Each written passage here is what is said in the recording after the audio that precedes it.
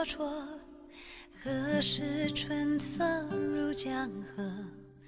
无他，为顺水逐波。何故轻曲断离歌？无我天地间寂寞。心在穹苍断崖处静默。天北地战，日月盈怀，合一的世间大自在，自心中无有惧怕，情深不藏，情真不换，万古千秋有梦与悔，何以里沧桑而明媚，自心中不有挣扎，扶风摇远，自如纵横。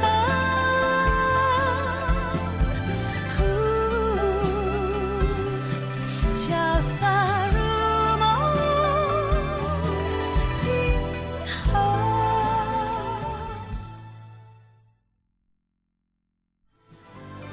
天北地战，日月盈怀，合一的世间大自在，自心中无有惧怕，情深不藏，情真不换，万古千秋有梦与悔，何以里沧桑而明媚，自心中不有挣扎，扶风摇远，自如纵横。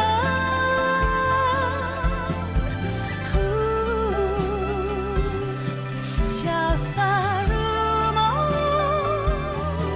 今后。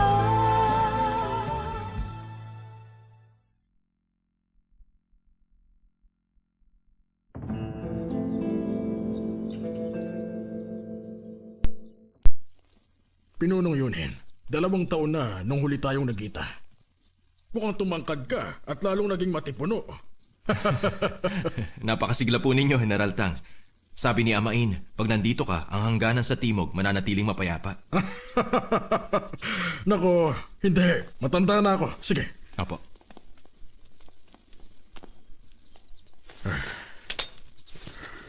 Ang lugar ko ay maliit lang. Mahigit 100 milya ang layo mula sa Kapitolyo. Kung nalaman ko lamang na pupunta ka, sana ay nagpadala ako ng sasalubong sa'yo. Ang bilin po ni Amain, huwag akong magpakita kahit kanino. Ayaw niyang mapansin ako. Kadarating lang ng liham ng punong ministro. Ang sabi rito, magdala ng sundalo sa Kapitolyo? May nangyayari ba sa kabisera ng Kunjing? Yun nga ang dahilan sa pagpunta ko.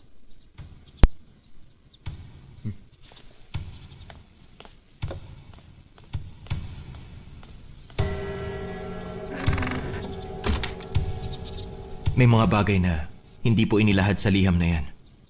Kaya naglakbay ako, araw pati na gabi, para ako na magsabi sa inyo. Ano ang ipinag-uutos niya? Ang sabi po niya, itutuloy na ang plano ng ilang taon nang inihahanda.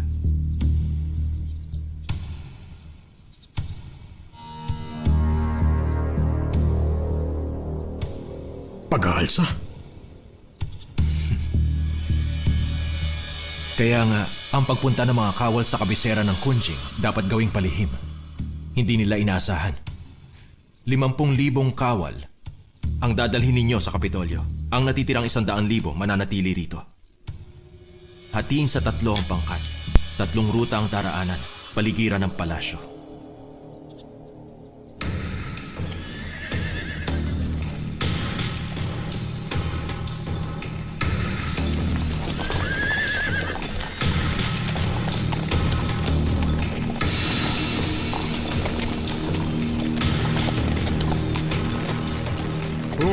Wow! General, 15 milya na lang at Kapitolyo na. Patuloy ba tayo magmamarcha o? Ang taga-ulat na pinapunta ko kay Tang Jirong ay hindi pa bumabalik. Ano kaya ang kalagayan sa Kunjing? Kailangan mag-ingat tayo. Hindi po ba sa liham ng punong ministro? Sinabi niyang handa na ang lahat. Maghintay muna tayo. Yeah! Yeah!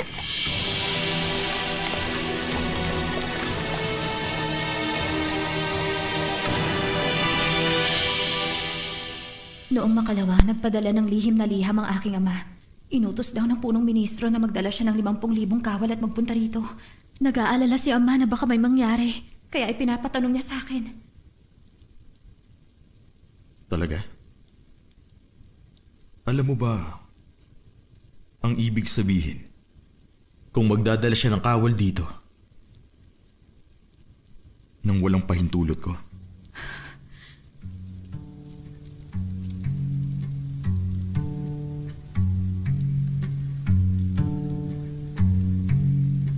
Pagtataksil.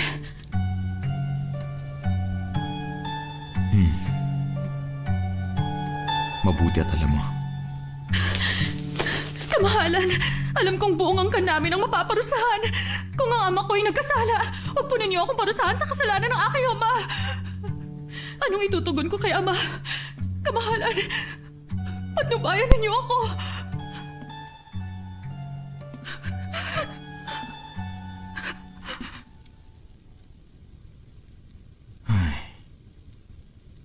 Tuso ka talaga. Sayang mula ka sa maling angkan.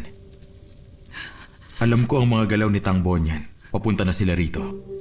Ngunit ikaw, kahit maunawain ka at makatwiran, sangkot ka sa pagtataksil ni Tang Bonyan.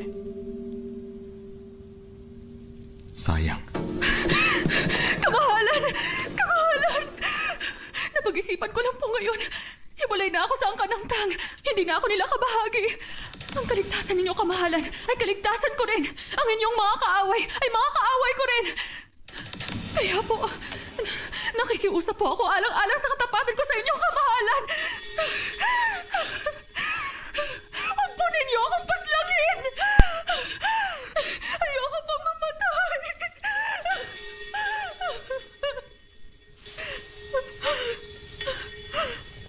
Huwag kang umiyak. Ang kanyang mga kawan, piling mandirigma ng ating bansa. Kung makuha sila ng walang laban at sabay na putuli ng hangarin ni Chisen, may pabuya na nakalaan sa'yo. Ibig niyo sabihin, Ano?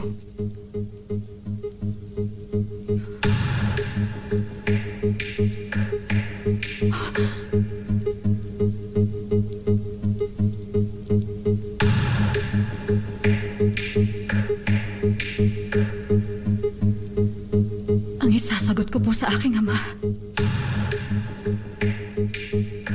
Ang punong ministro. Inihanda na ang lahat ng bagay.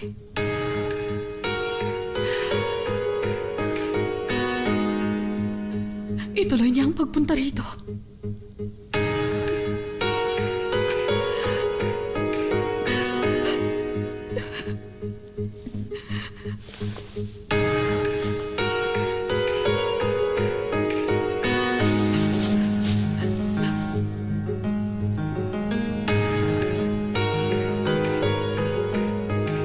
Maliligtas ka. Jirong, ang bawat galaw mo ay alam ko. May balak din ako.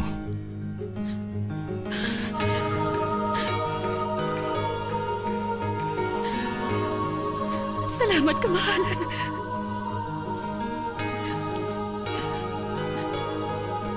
Ang pangunahing apay na si Tang Jirong ay itinalaga bilang mahal na reyna.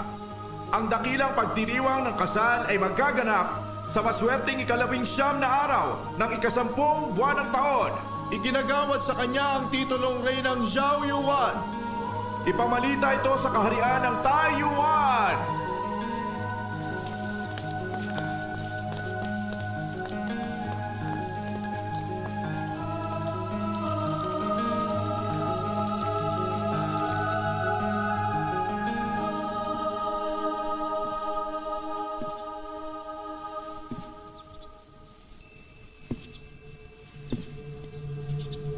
Ama, huwag ninyo akong sisihin. Bayani ka ngunit mali ang sinundan mong tao. Kahit marami ka pang kawal, magwawakas ang buhay mo. Nais ko lang ang mamuhay ng may dignidad.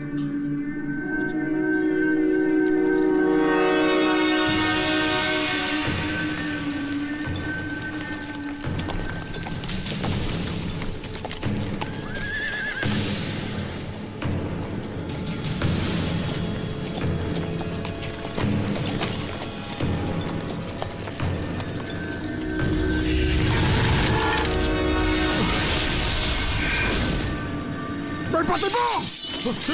Dumipensa kayo! Depensa!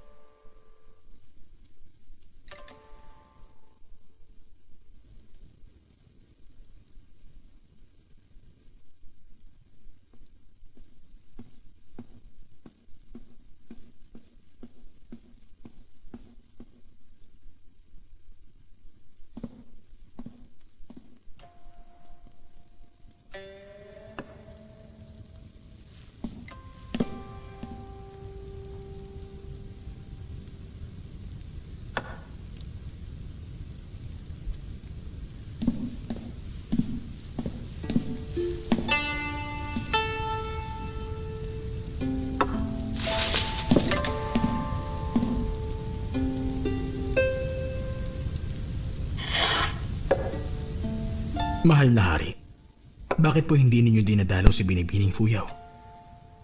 Kailan ka pa naging pakialamero, Jiang Fang? Araw-araw ba dapat ang pagdalaw? Maaari kayang inis ka pa rin kay Binibining Fuyaw? Inis? Ako ba ang tipong nagpapakita ng galit? Dati, ang kamahalan ay magaling sa paggawa ng plano. Ang lahat ng bagay na pangibabawan ninyo. Hindi ko pa kayo nakitang apektado ng mga bagay. Ngunit, mula na makilala ninyo si Binibining Fuyaw, mas naging makatao na ang ugali ninyo. Sinasabi mo bang hindi ako makatao dati? Hindi po. Matigas ang ulo ng babaeng yun. Matapos niya akong pagsalitaan, talagang sumama ang loob ko. Tingin mo, ako ba'y mapagsamantalang tao na ginagamit ang tiwala ng iba? Wais lang po kayo. Hindi ko nais na gamitin siya.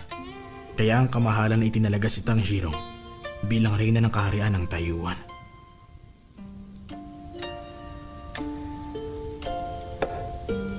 Sapagkat sa puso ng kamahalan, iniisip niya ang kapakanan ni Binibining Fuyaw. Nangangamba kayo na madamay siya sa gulo. Ang dami mong sinasabi. Ang daldal mo. Parurusahan ko po ang aking sarili, kamahalan.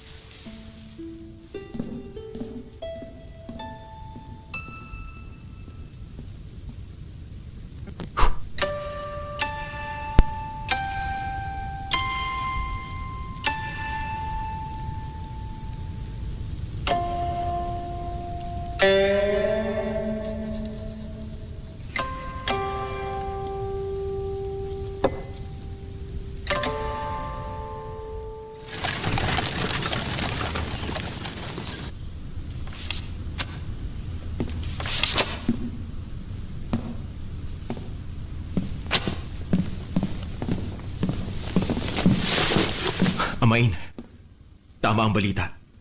Si General Tang papunta rito sa Kapitolyo kasama kanyang 50,000 sundalo. Sila ay araw at gabing nagmarcha. Ang balita pa, ang pangkat ng general umiwas sa patrolya. Sa bundok dumaan. Si Tang Bonyan, mag-aaklas pa siya. Palihim ako nakipag-ugnayan sa mga tagamanman natin sa hukbo ng general.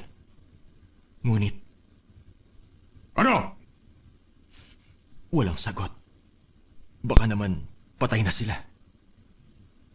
Mukhang matagal na ang plano ni General Tang. Ipapahanap ko siya sa tagamanman. Ngunit, hindi pa bumabalik ang tagamanman ko dito.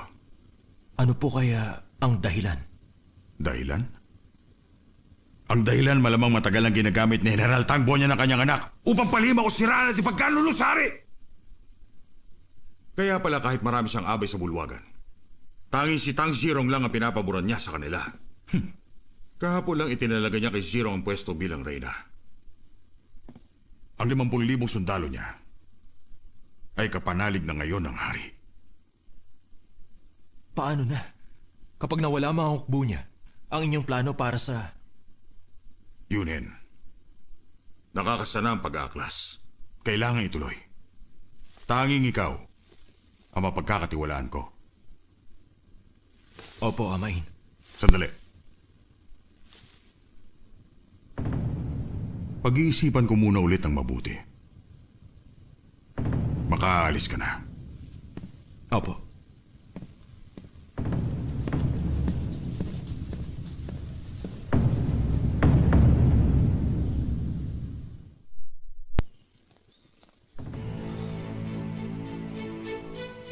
Pagbalik mo sa palasyo, samahan mo lang si Chichen.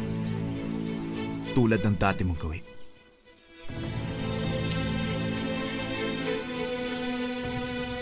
Ang ibabayad ni Chichen ay buhay niya at mahigit pa.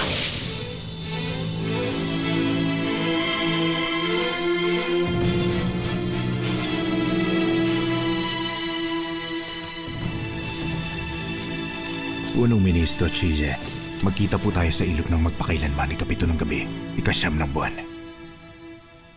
Siyang Sumpingrong. Mapanganib ang aking plano. Kailangan marami akong piyon.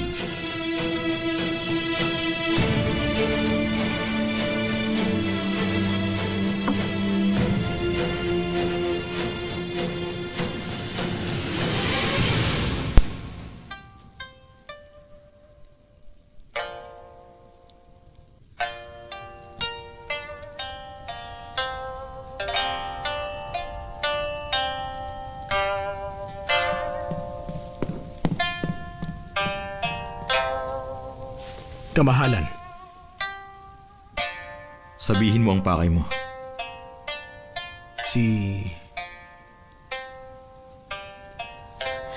Kamahalan, dapat ba muna akong umalis? Hindi na. Pagsalita ka, hindi na siya iba. Opo. Papunta si General Tang Bonyan at 50,000 kawal niya sa Kapitolyo na walang pahintulot. Alam ko na ang bagay na yan. Nabalitaan ni Chichen si General Tang ay biglang nawala. Talaga?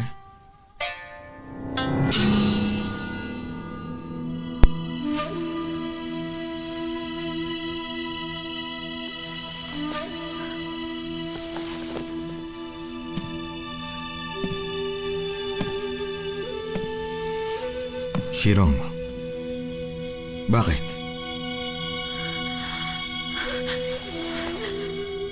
Kamahalan, kasi po ay nag-aalala ako para sa inyo. Nag-aalala rin ako. Paano nangyari? Nawala sila. Anong ginawa ni Chichen? Nagpadala si Chichen ng tauhan para hanapin si General Tang. Hanggang ngayon, wala silang mahanap.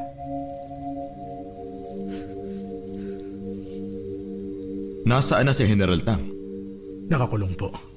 Batika mandirigmaan natin ang tumambang sa General. Naikubli na po ang mga bangkay. Sila ay hindi mahahanap ni Chichen. Bantayan si Tang. Opo.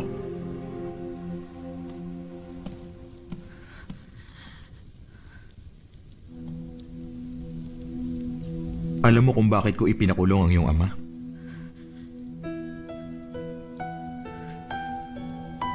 Si Ama. Nagkasala. Tama ka dyan. Maliban doon. Pag nahanap siya ni Chijen, pati ikaw, papanaw. Kuha mo? Opo, kamahalan.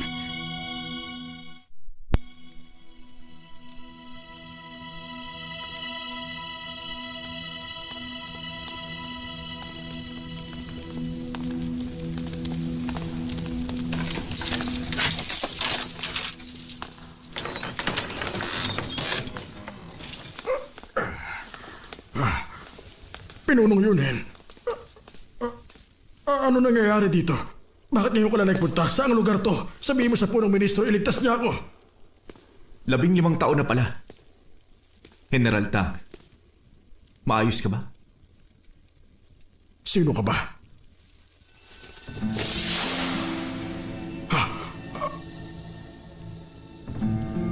Marka ng dragon ng tubig?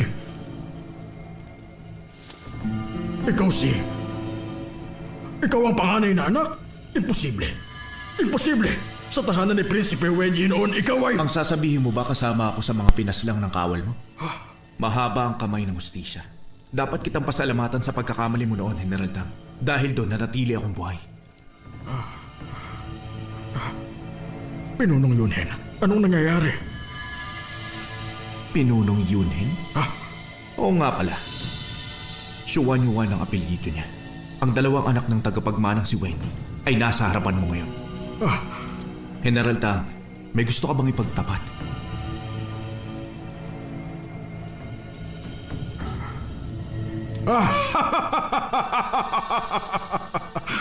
Kabayaran pala to ng kasalanan ko dati.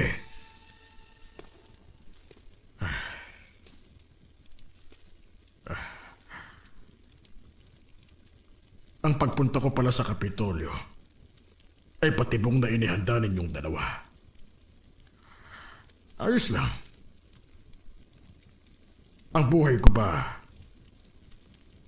ang magiging kabayaran sa kasalanan ko? Katotohanan ng nais ko. Katotohanan?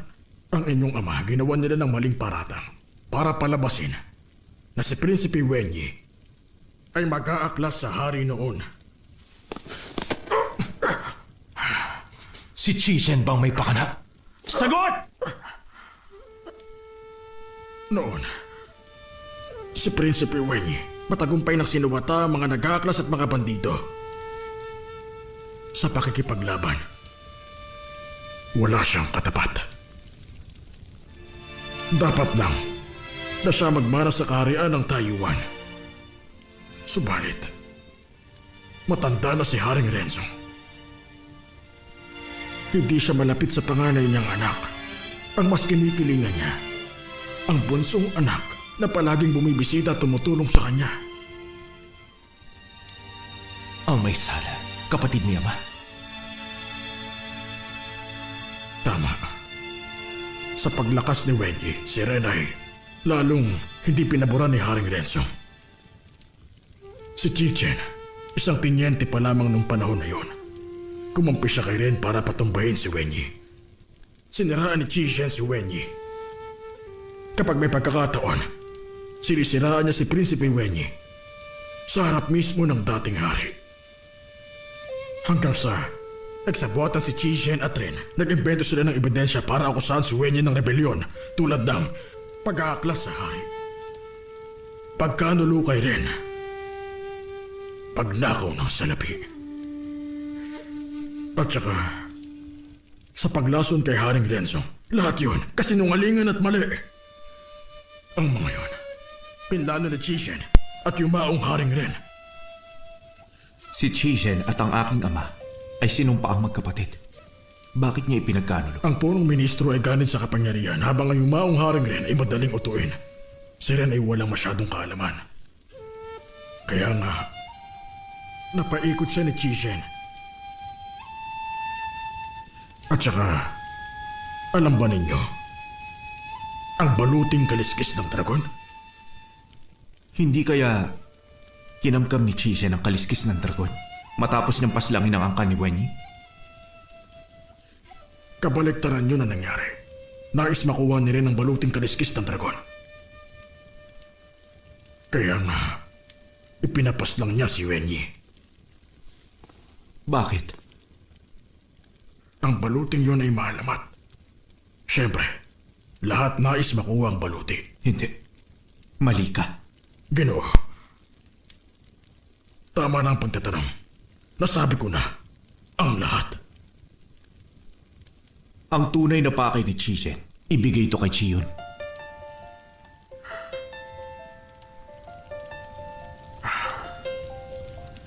Kami lang ang parusahan ninyo. Huwag idamay ang mga anak.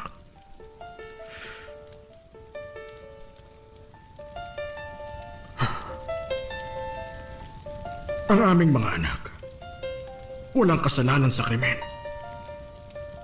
Oo. Ngunit paano ang 78 kinitila ng buhay ng gabing yun?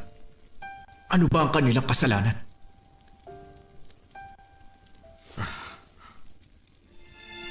Ako ang may kasalanan. Ako lang. Ang ibinuwis na dugo ay dapat pagbayaran din ng dugo. Nung gabing yun, maraming inosenteng buhay ang aming kinitil. Ang kasalanan yun, hindi kayang pagbayaran kahit ilang ulit pa ako mabuhay. Kaya ngayon nakita ko kayong magkapatid. At nalaman kong buhay pa kayo. Naibsan ako. Natutuwa akong buhay pa kayo. Dati, takot ako.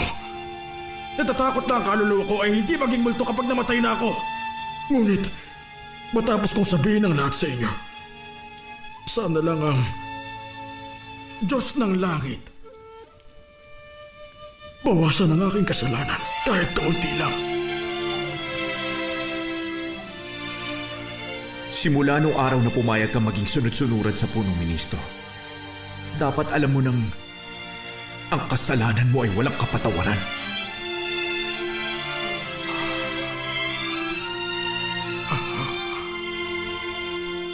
Lahat ito, mga kasalanan at kagagawan ko. Kaya ako, si Tang Bonyan, handang mamatay para sa aking kasalanan. Marurumihan ang kamay ko kapag pinatay kita. Yunhen, hayaan mong buo ang pangkay niya.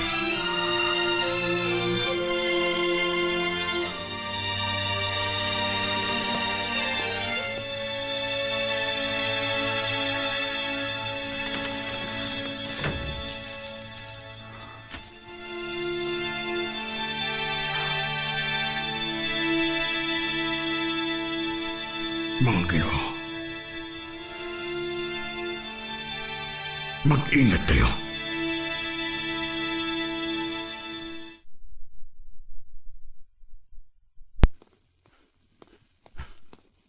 Ama!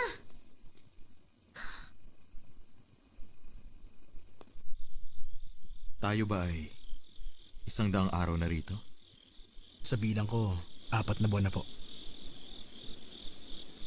Tag-init hanggang taglagas. Taglamig na. Ang tubig na yan, malapit na magyelo. Ilang araw na lang. Ang itinakdang araw, malapit na.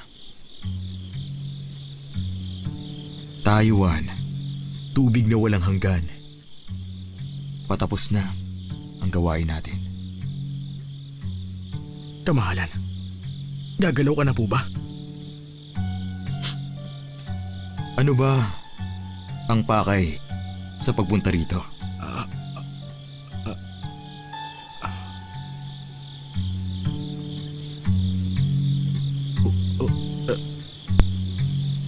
Ayos na. Alam mo dapat ang hindi mo dapat itanong. Ano naman kung hindi mo alam? Kamahalan, nandito si Ginoong Zhang. Kamahalan. Maupo ka. Opo.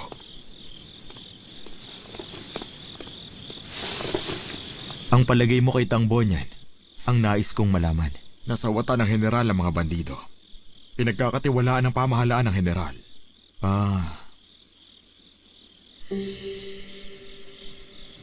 Sandali. Hindi ba sinabi mo sa akin, kailangan mo ng dagdag na kawal?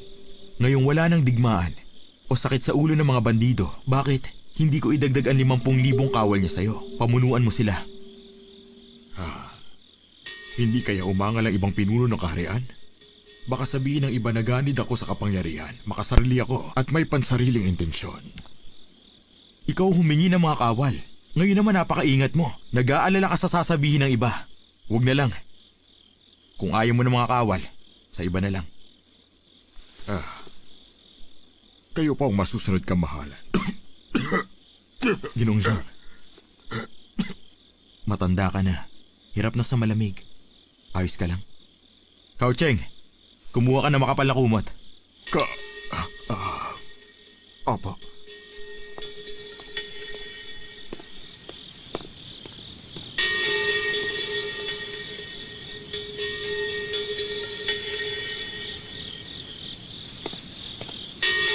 Ginoo, Kamahalan. pakiusap. Maupo ka. Ang palasyo, hindi ligtas. Maraming nagmamanman sa paligid ko. Kaya naman, nag-iingat ako. Alam kong may nagbabalak na alisin ako. Tulungan niyo ako. Kamahalan. Pakilinaw. Merong masamang mangyayari sa Taiwan.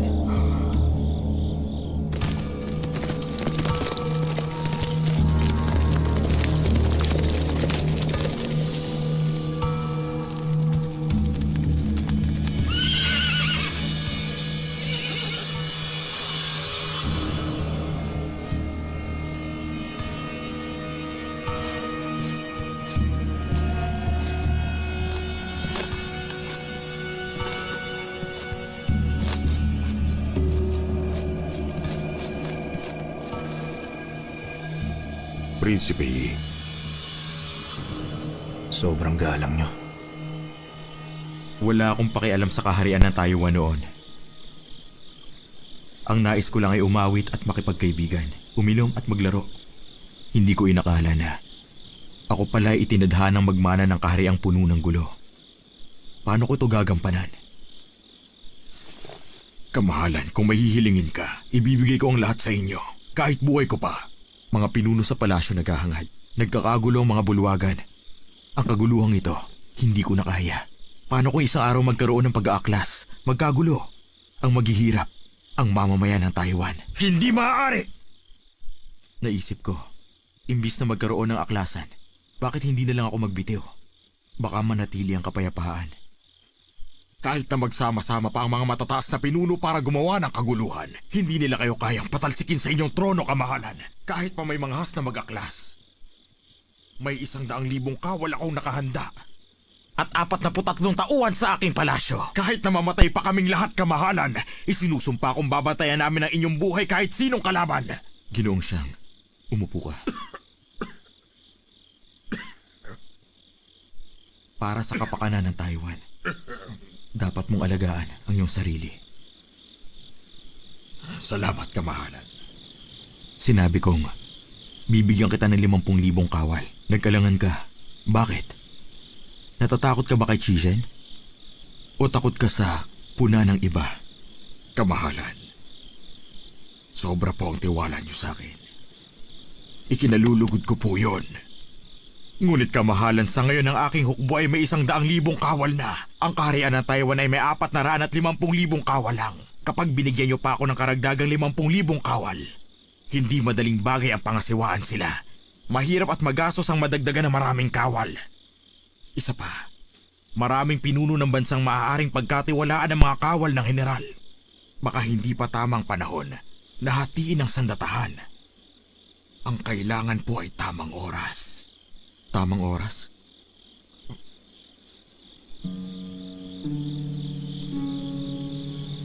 Tingin mo, pinapahina ko lang ang lakas ni Chizhen upang manatili lang ako sa trono? Nangihinayang lang ako sa mga kawal na sinani ni Tang Bonyan na sa bandang huli Kakalabanin tayo. Kailan po mangyayari ang kaguluhang ito? Malapit na po ba?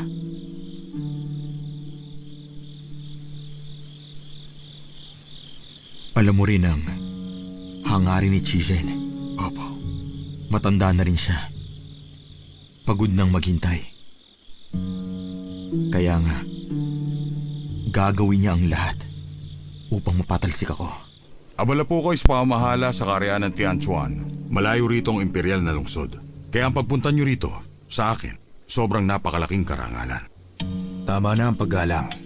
Kailangan ko pang makabalik bago mag-umaga. Diretsuhin mo na lang. Gusto mo bang makuha ang trono ng Taiwan? Tama? Opo, ang kaharian ng Taiwan. Tutulungan kitang makuha ang trono ng Taiwan. Ang kapalit, kapag tumakbo na ako bilang punong prinsipe, ikaw at buong Taiwan ay kakampi sa akin bilang susunod na hari ng Tianchuan. Prinsipe, payag ako. Ipinapangako ko ang buong suporta ko para sa inyo. Basta tapat ka lang na sumunod at maglingkod sa akin, ang kaharian ng Taiwan, sa iyo na. Hindi lang yon. Iisip ako ng paraan para sabihin sa aking emperador na ama na igawad sa iyo ang titulo bilang hari ng Taiwan. Prinsipe, marami pong salamat sa inyo. Kaya lang, kapag nalaman ito ng punong Prinsipe Wuji, sa ugali niya, siya ba ay...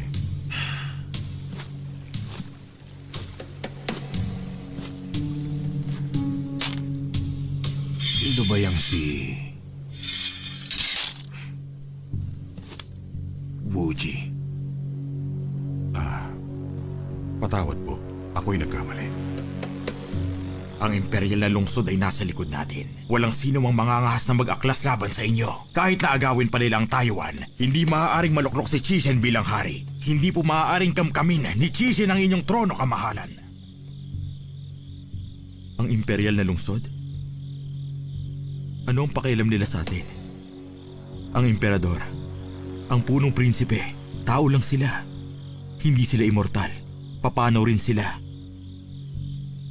Ang tao, makasarili, may kahinaan. Ang imperial na lungsod, ang desisyon ba palaging tama? Kamahalan, bakit po ninyo sinasabi ang mga ganyang hindi karapat-dapat na salita? Hawak ng Tianchuan ang 5 kaharian. Ang emperador ay anak ng Diyos at narito upang mamuno sa ating lahat. Si punong Prinsipe Wuji ay may kakaibang talino at kakayahan na minsan lang kada siglo. Nangangasiwa ang Tianchuan sa 5 kaharian ng mundo. Kahit anong mangyari, walang sino man na maaaring umagaw sa trono nyo. Kung ang papalit ay hindi nagmula sa angkan ng Xuanyuan at hindi kayang manipulahin ng tubig, hindi po siya maaaring maging hari ng Taiwan. Kung ang umagaw ay panigan ng Tianchuan, tapos hindi na mahalaga kung kaya ba niyang pagalawin ng tubig. Maaaring si Chichen ay hindi mapigilan. Hindi maaari!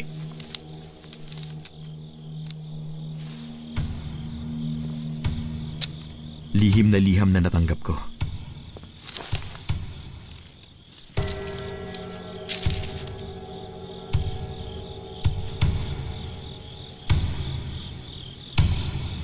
May nagmula sa imperial na lungsod na palihim na pumasok dito. Ang pakay ay... tagpuin si Chichen? Tama. Magara ang kasuotan nila. Maganda't mataba ang mga kabayo. Ang mga siyahan daw ay may iba't ibang simbolo. Kaya mo bang hulaan ang mga simbolo, Ginoong Xiang? Naisip mo na? Simbolo ng maharlika mula sa imperial na angkan. Baka si Chichen talagang isusugal na ang lahat para mag-aklas. Mahal na Prinsipe, sasabihin ko po sa inyo ang aking dahilan. Hindi ako mag-aaklas dahil padalos-dalos ako, sobrang desperado na ako. Matagal na pagplano at kumpletong paghahanda ang ginawa ko. Ilahad mo. Ang Taiwan ay may 450,000 kawal. Ako'y may 200 kawal at tauhan. Si Prinsipe Shipping ay magbibigay rin ng mga kawal. Maliban doon, may kasunduan rin kami ni Haring Shannan Cheng ng Tianxia. Bilang kapalit noon, ang bundok ng Chang'an sa kanila na. At saka, sa inyo pong tulong, inaasahan kong magwagi. Paano nila tayo matatalo? Kung ganun pala, bakit hindi mo ipatupad kagad? Ang bilis sa pagkilos ay alas sa digmaan. Ang pagkaantala mo ay maaaring magdulot ng suliranin. Bakit ka pa nag-aaksaya ng oras? May dapat po kayong malaman. Dapat gawin ito sa tamang oras. Wala na tayong oras. Dapat tayong mauna. Ano po ang gagawin ko? Hindi mahanap si General Tang. Pangunahan mo ang 200,000 sundalo ng Taiwan. Siguruhin mong mabubuhay ang angka ng Xuanyuan.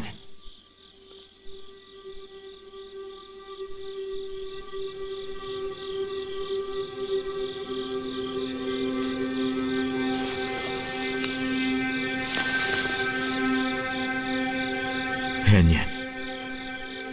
Pakiusap. Kamahalan. Malaking karangalan po ito.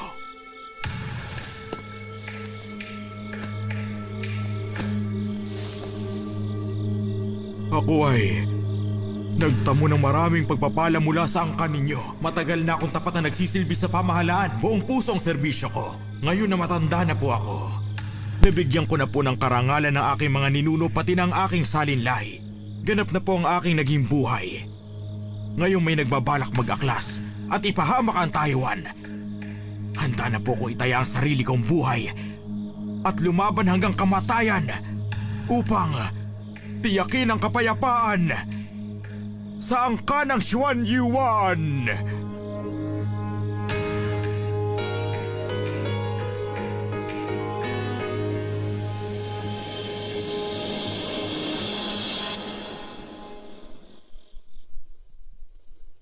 Sa dakilang araw ng kasal.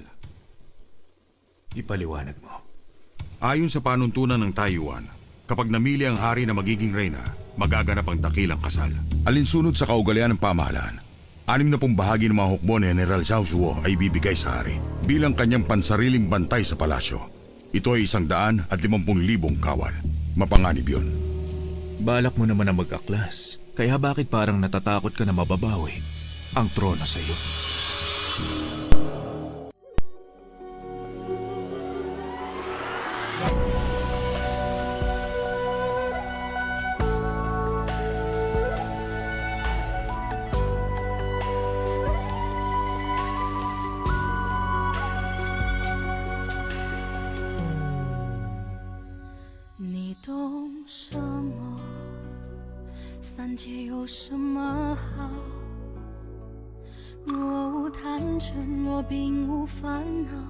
又怎能叫我一步三回头？为爱愁，为恨求，为情把魂魄都丢掉。要我爱的那个爱我，只要那一个爱我。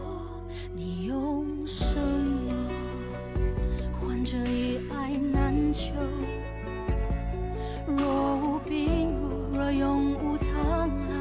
又怎叫花火孤身助心斗？为人守，为心留，为梦把运气都赶跑。要我美得多，他魂魄一直在他心里闪烁。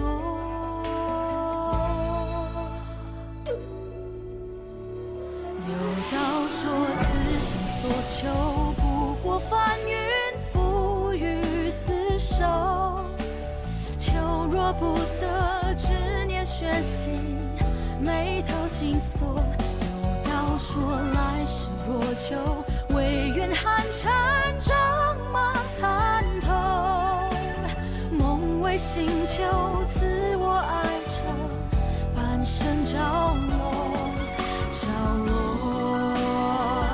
有道说，此心所求，不过翻云覆雨厮守。若不得，执念悬心，眉头紧锁。有道说，来世若求，唯愿寒蝉仗马参透。梦为星球，赐